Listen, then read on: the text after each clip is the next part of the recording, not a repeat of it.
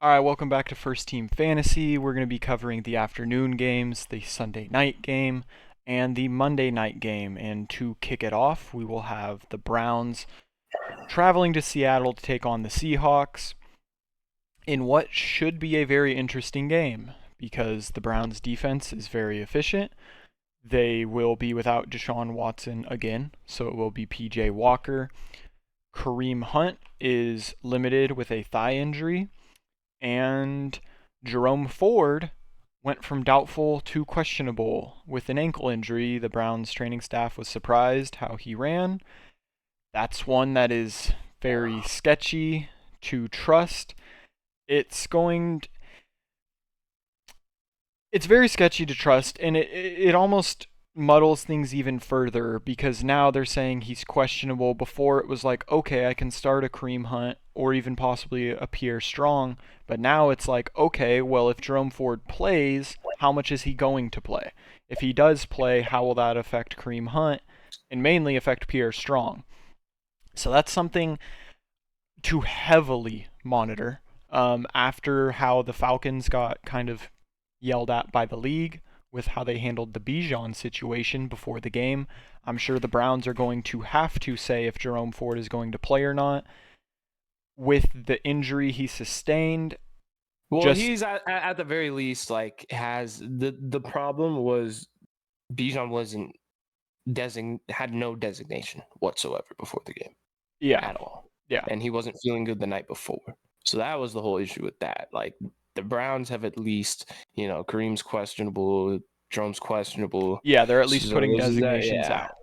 But it's something where, honestly, because I don't feel comfortable, especially Pierre Strong. Kareem Hunt, I'm kind of either way. I'm willing to.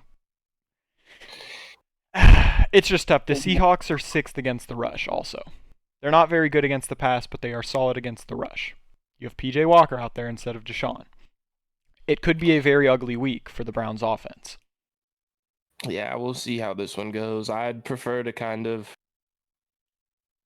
just knowing how Jerome Ford has been efficient, and if I just think it's going to be muddled if he does play. It's going to be snaps split 3 ways, probably fairly evenly. Yeah. And that's just hard considering how the Seahawks are against the run. It's hard to trust any one of those 3 options this week. Yeah, but again, we'll just have to see. If he ends up not playing, I do feel comfortable with the Kareem Hunt start, but if he does play, I just don't know as a whole. The receivers, the Seahawks are 21st against the pass, give up 235 yards. I think you have to start Amari Cooper. It's tough because he has been pretty inefficient with PJ Walker, but he is still the number 1 receiving threat. For guys like Elijah Moore, I don't like starting him because no one's on a bye. He has seen 7 targets. He's getting a little bit more involved in the offense, but he's broken double digits 1 time. The Seahawks aren't the greatest against the pass, but it's PJ Walker. I just think there's better options. You probably have a safer wide receiver to play, but Elijah Moore is a guy that absolutely should be rostered at this point. And David Njoku was also limited with his knee injury. He was limited on Thursday. We haven't had an update for today just yet. He's one that is also kind of weird to me because he's only broken double digits twice. Again, it's tight ends. That's not crazy, but he's had 3 weeks where 4.4, 6.8, 6, then 10.6, 5.4, 10.4. He's another one where there's probably 10 better options out there. It depends on your team. If you have Njoku and you did not get a backup, when I look at who's available, I mean, we're looking at like a Logan Thomas, a Cole Kmet, a Trey McBride, a Conklin. I maybe like a Gerald Everett over him if Gerald Everett plays. He's also questionable, but he's someone that we at least is on a. I don't know, dude. It's just ugly for the Browns. Gerald Everett's at least on a higher-powered offense. There may be better options out there. If you roll Njoku, you're hoping that he gets 4 or 5 catches, 40 yards, gives you a 9 to 9, 10, 11-point week, but it is in the realm of possibilities that he gives you a 5-point week. So that's just something Yeah. you have to be aware of. Seahawks side of the ball, Geno's not a guy we're considering starting at this point, especially with no buys.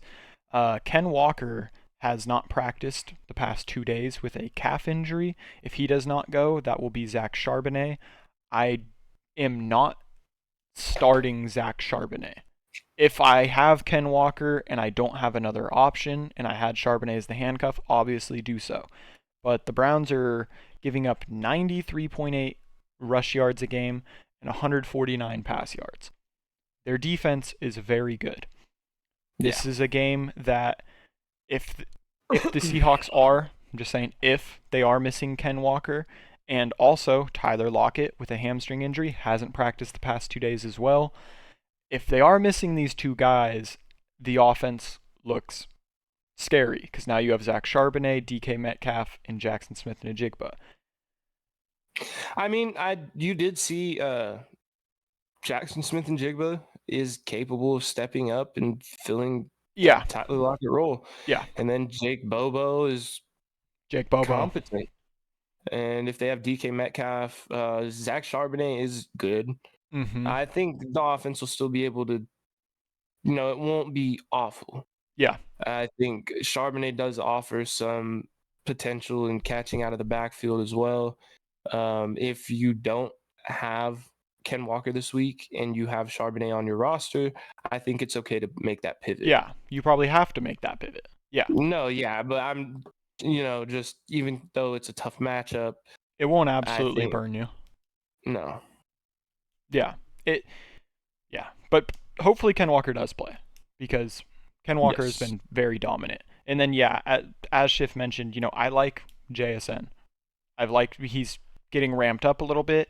Lockett's been kind of shaky this season. If Lockett does play, just my opinion, I like JSN fantasy-wise this week more than I like Lockett, if they're both out there. Because the Browns have two very solid corners. They have Denzel Ward and they have Emerson. And they will probably be on DK and Lockett. Now, we'll have to see. That's kind of just my prediction. I like JSN more than Lockett this week. And I'm not looking at the tight ends. I'm not looking at Colby Parkinson and Noah Fant. I'm not even thinking about that. No, that's fair enough. Yeah, if that's all for that game. Yeah. I'm going to move right into the next one. Ravens are heading to Arizona to take on the Cardinals. It's a line of 44 points, and Baltimore's favored by 8. It's looking like, even though we talked about it, Kyler's off the injury report, but he's not going to play this week. It's still going to be Josh Dobbs. The Ravens offense scoring 24.4 points per game. They're currently 10th in the league. And the Cardinals defense is giving up 26. I think the Ravens are going to have a day. They have the 16th ranked passing offense, getting 217 yards through the air per game. Cardinals are giving up 237. So, Zay Flowers, Mark Andrews should both be good. Odell has been, he was questionable. So we'll see. But he's looking like he's ramping up in this offense. If you want to throw him out there, I don't hate it. But there's probably better starts. Still looking to see who really jumps out as the next pass catcher behind Flowers and Andrews on the Ravens. And then they're rushing for 145 yards per game. The Cardinals are giving up 130.7. I think it's going to be a great week for Lamar Jackson, a great week for Mark Andrews, a great week for Zay Flowers. I think Gus Edwards is going to have a day. We saw him get we've talked about, he will get like at least 10 carries per week. He's the main rusher as far as the running backs go. And whether or not he got an 80-yard catch last week. That's not going to happen every week. But he might get 1 or 2 catches every week. And he's the guy that they'll probably go to at the goal line. So I see Gus at least having a 10-point day in this one, maybe more. And Yeah, I mean, if you want to start the Ravens defense, I think they should be good in this Yeah. one. The Cardinals are only scoring 18.1 points per game, just 24th in the league, near the bottom. They're only passing for 180.9 yards per game, and the Ravens are giving up 176. So that right there, I mean, we talked about in the starts and sits of the week episode how I didn't like Marquise Brown this week against the Ravens. And we kind of see why. They're not passing at that high of a rate, anyways. They're not averaging over 200 yards per game, and the Ravens aren't giving up more than 180 per game. So it's going to be rough. I mean, the volume might be there. He might get a couple catches, but that's what we also thought the last 2 weeks, where he gave you under 8 points in both weeks. Mm-hmm. So it's difficult to look at that and really have any confidence with Marquise Brown going into this one. The Ravens defense is only giving up 90 yards per game on the ground, and the Cardinals are rushing for 139. Despite of that, the DeMercado start, I've talked about it in the last episode. I think it should be decent this week. He, in the last game, he got like the entirety of the bulk pretty much. We saw Keontae Ingram fade into nothing. In the last 3 weeks, DeMercado played 77, 43, and 80% of snaps in his 2 games where he was the dominant ball carrier. He got 10 and 13 carries. And if we see that kind of volume, also in those 2 games, he got 3 and 5 targets. Yeah. So, I mean, we've seen the lead back in the Arizona backfield be relevant, regardless if they're playing a good team or not. The Ravens have given up chunk plays. They've given up, decent catch and runs to running backs out of the backfield. If the volume is there with DeMercado, as it has showed the last 2 out of 3 weeks, I think he should be around 9-10 points maybe, and that should be good. Yeah. Marquise, if you have to start him, I've already said what I thought about that. Trey McBride is going to be the tight end 1 for the Cardinals for at least the next 4 weeks while Zach Ertz is on IR. I don't know how much I like him this week or next week. They play the Ravens and the Browns, 2 very good defenses. The Ravens have arguably the best linebacking core in the league. And I mean, it's going to be his first real start as the tight end 1 against a very tough defense. The volume might be there while they are in a position where they have to pass the ball a lot, being behind. If that's the case, if the Ravens have another hot start like they did last week against the Lions, and they have actually outscored their opponents by, I can't remember the point differential, but it's somewhere in the 50s in the first quarter. Yeah. That being said, with the way that this game is shaping up, Baltimore's favored by 8. The Cardinals should be passing a lot. So just with that, and we saw in the last game against the Lions, even though the Lions were down by so much, we saw decent days out of Amon-Ra St. Brown had a huge day. It's because you get to a point where you can't really do much. Even Jahmyr Gibbs, they're throwing the ball out of the backfield because their options down the field aren't open. That's why I think DeMercado might have a decent day. I mean, Marquise Brown, it's just hard to say because he is the absolute number 1 threat on that offense. So it's almost as if why not blanket him? And, which might leave openings for Trey McBride and Michael Wilson, the guy I hadn't mentioned yet, but he's clearly been the number 2 receiver on the Cardinals. This week, it's just hard to really trust anybody after seeing, the Ravens defense has been pretty lights out. Yeah. So that's really all I got for that one. If you have anything to touch on. Yeah, and I know we have a trade talk episode. I only want to add this because this very well may be time sensitive, is Gus Edwards. We see the Ravens are serious about going for Derrick Henry. Gus Edwards is coming off a solid week. He very may well have another one this week. If you are not planning to start Gus Edwards and you have him on roster, it is very worth shopping him around right now. If he's not a guy you plan on starting week in and week out, you shop him right now because there is a good chance that the Ravens do go out and acquire Derrick Henry, and if they do so, Gus Edwards' fantasy value will fade to dust. So I just wanted to throw that in there. That is something very worth. And I didn't think it could wait until, our trade talk on like Tuesday or Well, Wednesday, whenever we come out with it. yeah, the reality of it is the trade deadline is on Tuesday. So by that time, We'll know. we'll know whatever trades they will have been made probably after the Monday game, if not after the Sunday games. So hell, they might start flying tomorrow. Like Yeah. I said, it's coming up. So we don't know, but it is something to be aware of. And I'm glad you mentioned that because other guys like DeAndre Hopkins talked about him getting moved. If he were to go somewhere else, that would boost his fantasy value. Same with Derrick Henry. If he were to go to a different team, if he leaves, Tyjae Spears then is Yep. boosted. There's a lot of things that right now with the trade deadline coming up, it's important to pay close attention to. Like, if Jerry Jeudy goes somewhere else, Cortland Sutton, there's a lot of names that have been flying around. I'm not saying make trades based on that speculation, but the closer it gets and the more the rumors are heating up, it might be worth kicking a few tires for DeAndre Hopkins. If he were to go, just to the Chiefs or something, that would be huge. Yeah. And it's just worth, just seeing what's out there. Yeah. But that's all I had for that. Yeah, it was a good point, though. Very good point. And speaking of the Chiefs, that's my next afternoon game is going to be the Chiefs. Crazy accidental segue. Yeah, but very fire. The Chiefs going to Denver, take on the Broncos.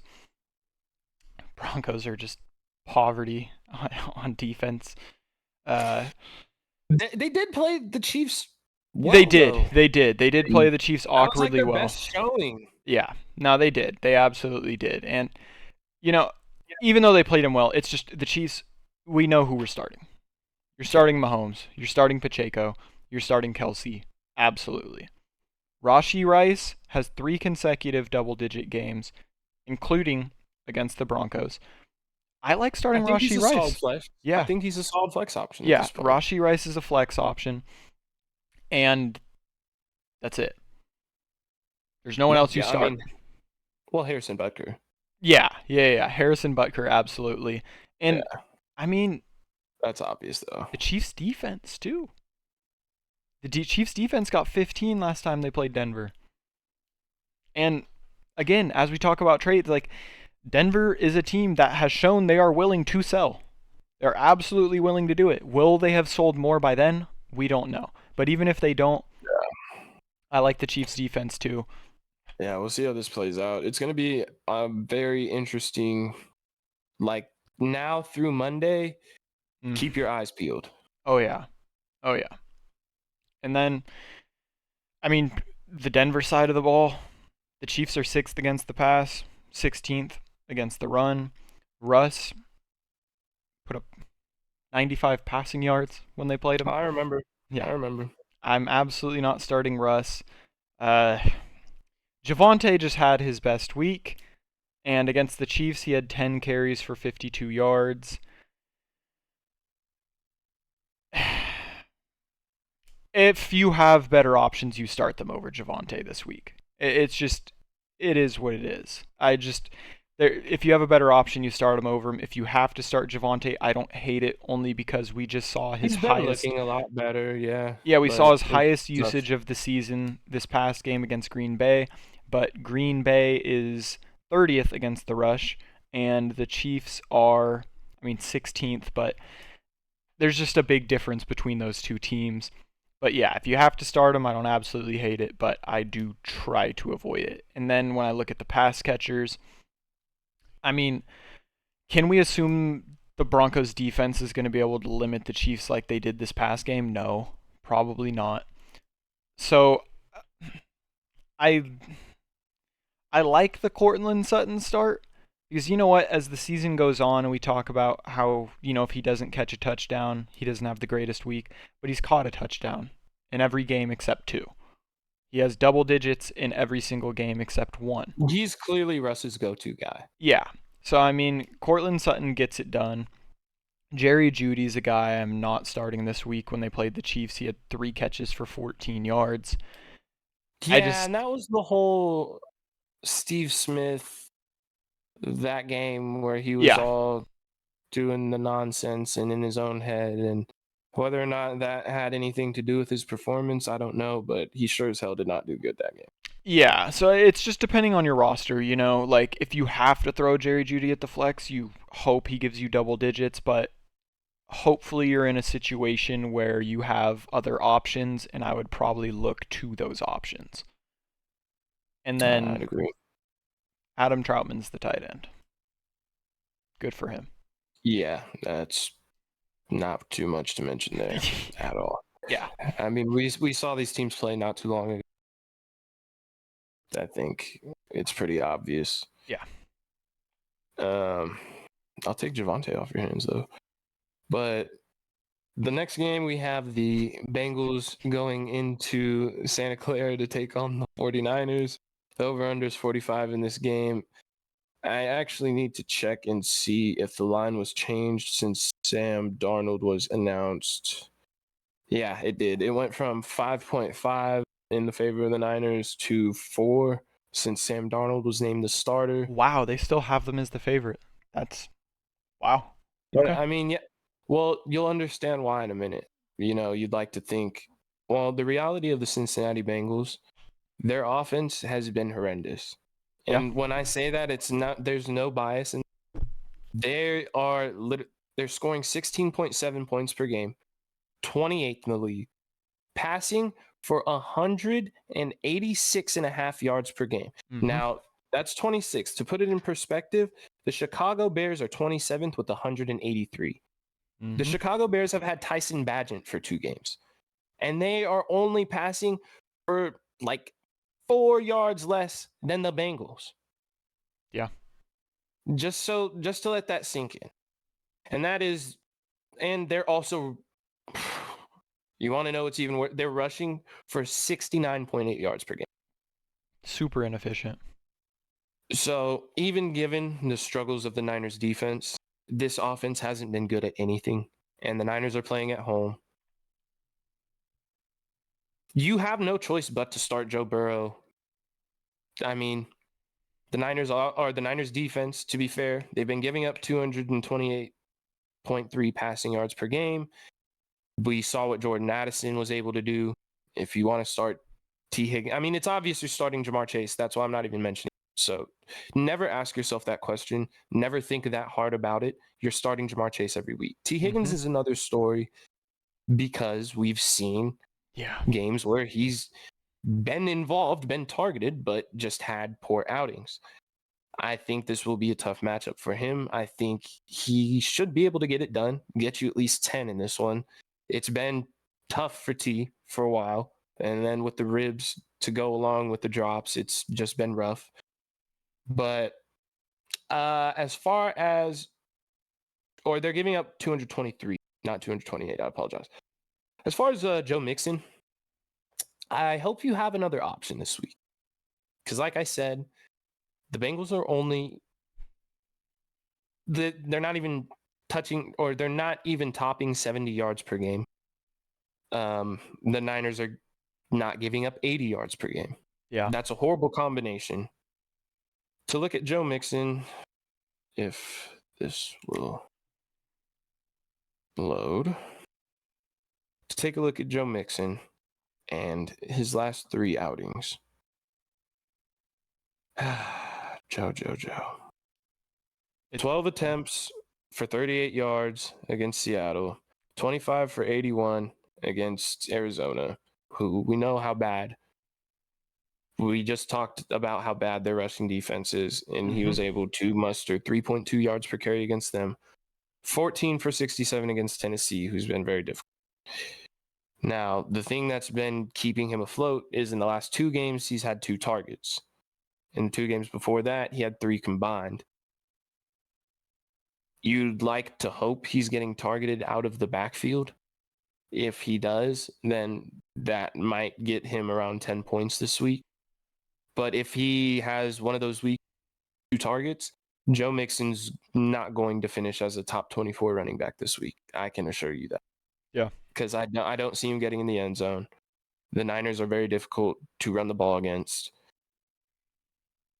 I honestly, if you have another option with that, obviously we're not. the tight end's not worth bringing up for the Bengals. Irv Smith Jr. is dust. Yeah. But this is just the biggest concern is Joe Mixon, because he's been wildly inefficient. And in the games where he hasn't gotten targets, it has been tough. And this is a very difficult defense to run against. But that's all for the Bengals side of the ball.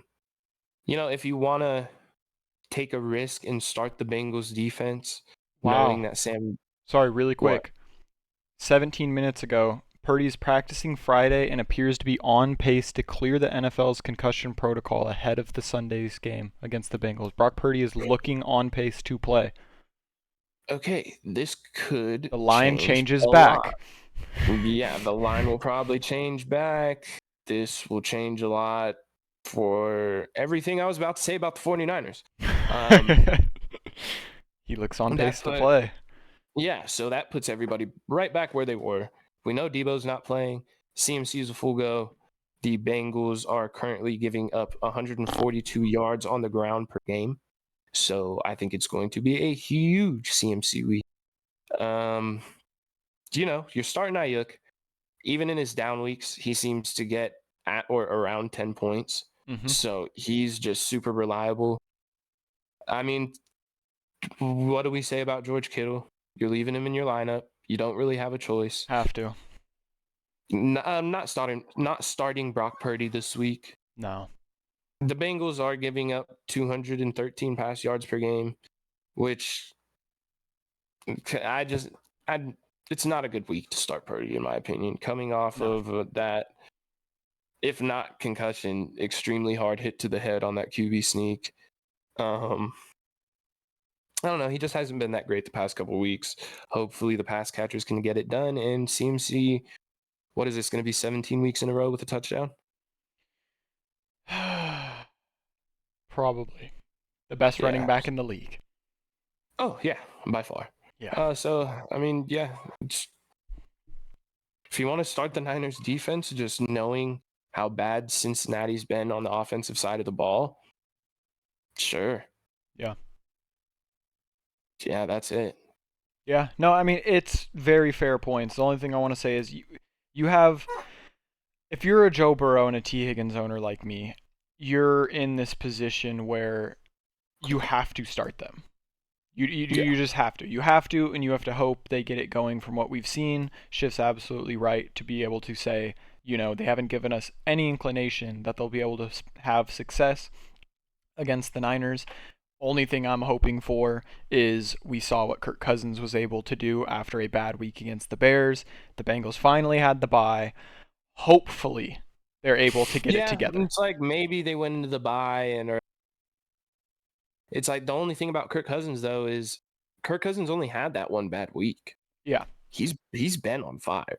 Yeah. Joe Burrow has not. It's just when you look at the weapons in comparison. Cincinnati has more weapons without Jefferson. 100%, but it's just we are 8 weeks in. Granted, they had their bye last week. Yeah. But so in 6 games, they are averaging 180. They're not even averaging 200 yards through the air. He's only broken 200 yards through the air twice. In total yards. Yeah. Dead last. Yeah. That's the thing that concerns me. And it's like they weren't even able to pass on the Titans. They weren't able to do anything against the Titans. Like that. Yeah. It's just, it's ugly. I don't know. You're in a spot. You have these guys. You drafted them high. You're starting them. I mean, the upside is obviously a lot greater than other guys you go for on the waivers. Like, you're not going to start a Kendrick Bourne over T. Higgins. But yeah, no, it's fair. It's just we'll see if that bye week did anything for them, and if they turn things around coming out of the bye. Yeah, that'll be the biggest thing to see this week. Yeah. But yeah, on to the next one. The Bengals are just so disappointing right now.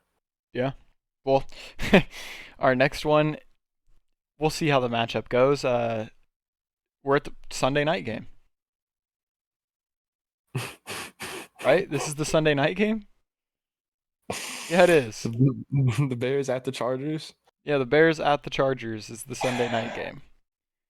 And who the hell scheduled this? People that thought Justin Fields would perform how he performed I towards would the be. end of last season. But I'll run through the Chargers side because it's going to be fairly easy. You're firing up Justin Herbert, you're firing up Eckler, you're firing up Keenan Allen. Josh Palmer is working with the knee injury. He's working off to the side at practice today. He did not practice Wednesday or Thursday. Mhm. This will count as a limited practice, but it is off to the side. So that is something to heavily monitor. If he's active to play, you start him absolutely. If he is not, I don't feel confident with Quentin Johnston just yet. I just don't until I see an actual good week from him. There's probably safer options. Um, and Gerald Everett is also limited. They don't have an update today for him just yet, but he was dealing with a hip injury. I do like the Gerald Everett start. He's been double digit fantasy points the past 2 weeks. But again, it'll have to be something we monitor to see if he actually plays. But that's it. The Chargers have very easy must starts. The Bears are 29th against the pass. They're 5th against the rush, surprisingly. But even if Eckler can't run the ball efficiently, he is going to get looks out of the backfield and he'll have a You'd like solid to day. think. You would like to think. I would like to think that the Chargers, after Eckler missing this time, would make it a priority to get him involved. And this is the perfect game to do so. That's very true. And yeah, like you said, the Bears are 29th against the pass, giving up 257 yards per game. I think Keenan Allen is going to have another wide. I mean, he might finish as the wide receiver one this week. I hope not. I know you do, but looking at it objectively, Oh, yeah. Oh, yeah. it's whew, especially. I mean, this team's not reeling right now, but they're coming off of 2 tough losses. Yeah. Where they weren't able to do much in the second half of that game. I think they're going to come out, start off fired up, and just go through the whole game that way. On the Bears side of the ball, their offense is actually scoring 22.6 points per game, making them 13th in the league, which is Wow. surprising considering they've had Tyson Bagent starting for 1 week, but playing for a game and a half. Yeah. So, I mean, hats off to him. Like, all things considered, that is pretty good. But it's not entirely because of him. They're only, and this has to do with Justin Fields too. They're only averaging 183 passing yards per game, which is 27th, but 141.3 yards on the ground. Now, the Chargers have been notorious at just being allergic to run defense. This year, they're somehow 10th. They're giving up 96.8 yards, knowing that, I'd like to say they're going to stack the box, knowing that they have a backup quarterback, but we saw Bagent was usable. I mean, he Yeah. was able to get the ball to DJ Moore, Yeah. and that's kind of all you need to do. So, I mean, the Chargers' pass defense, I'm going to just call it, it's not even pass defense. You can take the P off. It's just ass defense because they are giving up 310 pass yards per game. Like, Dead last. what is going, how, like, dog, I don't even, Yeah. you're starting DJ Moore. That's just ridiculous. 310. Good Lord. I mean, I know people like to give Justin Herbert flack about, like, oh, Herbert can't. How the hell do you win when you're, how do you win with that? Yeah. 310? Like, man, that's not, they're scoring 25, they're like almost 26 points per game. Or no. How much are the Chargers scoring? That's how much they're giving up. I apologize. Yeah. Scoring. I'd have to pull it up. The Chargers are scoring Okay. 24 points a game, flat. If you score 24 points per game, you should be able To win games. to win games. But their defense is giving up 25.8. Yeah. It's just sad. I do feel bad for Herbert. That sucks because they're always going to and yeah, he makes mistakes at ends of game, but he's always in a position the defense can't ever get any stops. So it's like Yeah. this man's always every week in a position where he's got to have a game-winning drive, and it's like I don't know. It sucks for him, but at a certain point, you just got to do it. But yeah, you're starting DJ Moore. That was a long. But it was just insane to see. Like when you see a defense is giving up 310 pass yards per game, it's just like, what is even going on there? Yeah. So yeah, DJ Moore. I'd like to say that's it because Roshan Johnson will be playing in this one, and we've seen Deontay Foreman kind of be pretty dominant in these past couple games. Another one that's up in the air. I just don't trust it. I don't trust it this week. It's hard because it was leaning in the direction of point. Deontay Foreman had been a healthy scratch in every single game. Yeah. And now he comes out and performs, but we've seen games where guys come out and perform and they still go back to their preferred back. So we don't know if that's going to be the case here. And it's one of those where if you want to pick, go ahead. It's very hard to recommend which. I'd say if they're riding the hot hand, that would be Deontay Foreman. So I'd feel more comfortable with him. Mm-hmm. But it's another one where I'd like to wait and see. Yeah. Well, that's it. You're not touching Cole Kmet at this point. No, absolutely not. And I mean, to finish things off, Monday night game. Raiders are going to Detroit to take on the Lions. Lions are 24th against the pass, 2nd against the rush. Raiders just came off an abysmal week against the Bears, but again, you have the guys that you just have to start, which are Josh Jacobs, Devontae Adams, and Jacoby Myers. Jimmy G was a limited participant at practice with the back injury. He is slated to play, so if he does play, that bodes well for Devontae and Jacoby. The Lions are 2nd against the run. They're only giving up 76.3. The Raiders have shown a very large inefficiency in running the ball on the ground this season. But even if they can't run it efficiently, Josh Jacobs is in so often. We've seen him catching passes out of the backfield. He's just a guy you have to start. It's going to be a bad game for him. On the ground, and then you just hope that he gets some catches. Like, that's what you hope will save you this week. I just don't know because he hasn't been. Yeah. Like, for a while he was. Because I have him in Dynasty, and it was like, okay, he's saving me with these catches, and then stopped catching the ball. Well, okay, so, yeah. So, past 3 weeks, Green Bay, 5 catches for 20 yards. That's solid. On 5 targets. But the last 2, he had 5 targets, caught 2 for 16 yards against New England. He's not catching the ball. And then against the Bears, he had 4 targets, only caught 1 for 6. So that is a bit concerning, albeit that last game was with Brian Hoyer. Yeah. I'm just saying, the targets are there. Please catch the ball, Josh. Yeah. Please catch it. That is the only thing that is saving you. Please. 3 catches in the last 2 weeks is not going to cut it. No, but those are your only 3 on the Raiders. That's how it's very simple.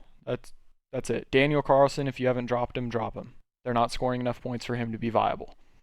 I mean, if you want to get a little spooky for Halloween, don't say that. Mark Andrews scored 2 touchdowns against the Lions last week. Oh, Michael Mayer. Maybe Michael Mayer. Okay. A little Halloween action. Michael Mayer, get his Michael Myers on. Start killing a little lion. I like that. It's just a thought. I mean, a dart throw if you need, come Monday. And I don't know. I just think it's a possibility with how the Lions. I agree with that. Were terrible against Titan last week. So, yeah. And moving on to the Lions. Raiders defense is giving up 23 points per game, which is 22nd in the league. Surprisingly, to a lot of people who've been watching the The Raiders for a pass. while. They're currently 5th ranked pass defense, giving up 187.4. And then, of course, there has to be, I mean, they're giving up 23 points per game. That has to come from somewhere. They're giving up 129 rush yards. Yeah. So if David Montgomery goes, good Lord. If Jahmyr Gibbs is the guy who's starting, it'll still probably be good. Mm-hmm. I know we were talking about Craig Reynolds earlier. If he does get touches, he will probably be successful. The Raiders are allergic to stopping the run. It does not make sense. Mm-hmm. I genuinely. Anyways, Lions are scoring 24.9 points per game, ranked 8th in the league. It is going to be a tough game for the Raiders, honestly. The Lions are 258.6 passing yards per game, which is coincidentally 5th. So the 5th ranked passing defense will face the 5th ranked passing offense. We will see which one succeeds. And the Lions are running the ball for 118 per game. Like we said, you're starting the running backs. Mm-hmm. Sam Laporta has been super solid. No reason to not start him. I'd say Josh Reynolds, you can go back to starting him this week. The Raiders do have a good pass defense, but I think he will be able to have a decent week. He got like 6 points last week against the Ravens, which wasn't the greatest, but we talked about how good their pass defense is. And what do you think about the Jared Goff start? I was thinking that. That's a hard one for only me. thing that scares me is this could be a game where the Lions could rush for a couple touchdowns, and it just this is a game where Jared Goff could throw for, say, 215 yards and a touchdown, and the Lions still win it pretty easily. So that's the scary part, is will the Raiders be competitive, and that means will the Lions have to pass the ball continually? That's where I'm not sold.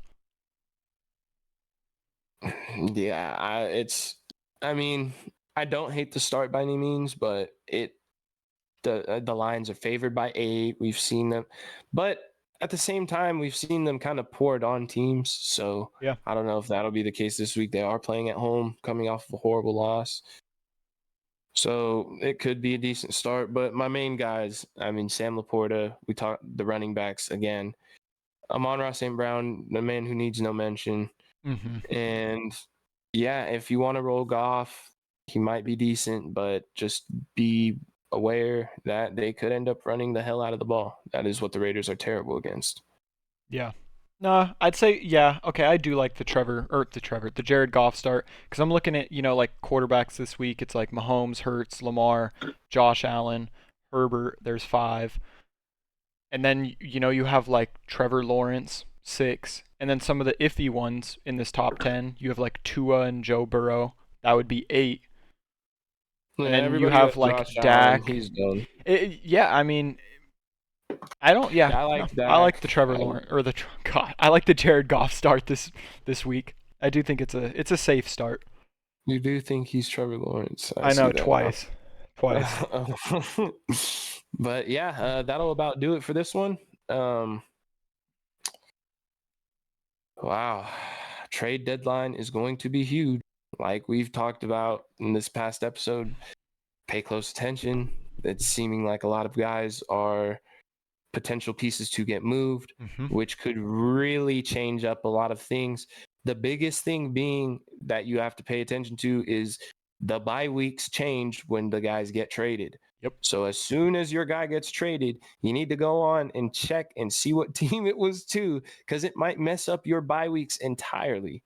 Like the guys you thought you had set, like, all right, they might have another bye week. Yeah, exactly. Yeah. Like you might have had, someone like Devontae Adams, week 13 bye. You're like, okay, I have someone in week 13 to cover. And then they get traded to another team that has the same bye, and that screws you. So you got to just pay attention to the potential teams that they might get traded to, just so you have like trades in mind or pickups in mind. Yeah. To keep you afloat, because that could really screw you over. But yeah, that'll be that for this one. We will be back on Monday with all of the recaps and updated injury report. And as well, we are going to start doing some pick'ems. So stay tuned for that as well. But yeah, hopefully the weekend goes well for you guys. Hopefully you guys win. Any questions, comments, like we always say, leave them below. Thank you for all the support. And go ahead, Derek. Come back next time and take more reps with the first team. See you guys then. Yes, indeed.